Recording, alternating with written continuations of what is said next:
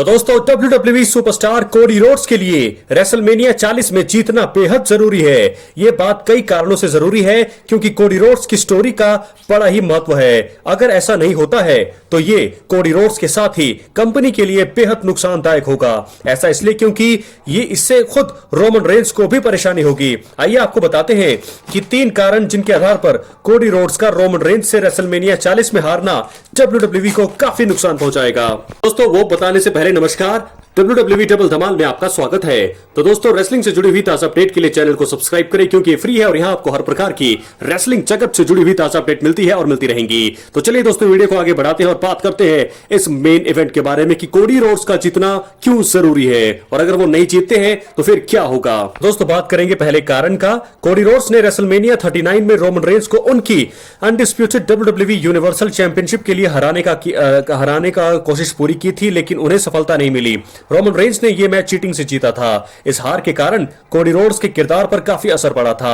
अगर वो फिर से हार जाते हैं तो उनके मोमेंटम पर दोबारा इफेक्ट पड़ेगा। कंपनी पिछले 2 साल से उन्हें ऐसे दिखा रही है जैसे वो अपने सपने और लक्ष्य को पाने का प्रयास कर रहे हैं। अगर वो फिर से हार जाते हैं तो उनकी क्रेडिबिलिटी पर भी असर पड़ेगा। इसके बाद वो कुछ भी कहेंगे तो फैंस उन पर विश्वास नहीं कर सकेंगे। ये एक तरह से कोडी रोड्स के लिए नुकसानदायक होगा। यहां से वापसी करना उनके लिए संभव नहीं होगा।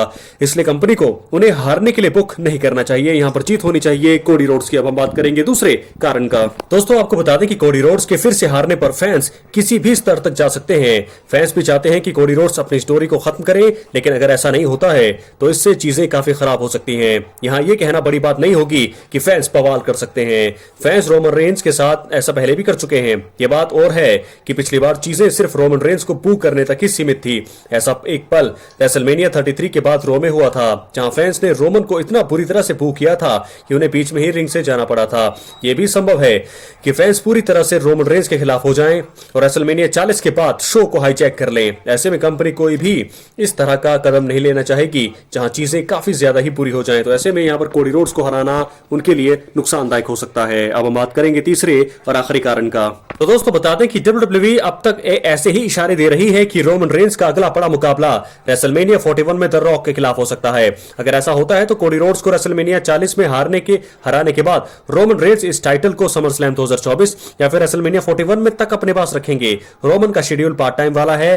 फैंस इस बात से पहले ही नाराज हैं कि रोमन रेंस अपने टाइटल को लगातार डिफेंड नहीं कर रहे हैं। ऐसे में अगर रोमन इस टाइटल को अगले साल या लगभग 2 साल तक अपने पास रखते हैं तो उससे चीजें और भी खराब हो जाएंगी। एक ऐसी सिचुएशन होगी जहां undisputed WWE universal championship hostage बन जाएगी।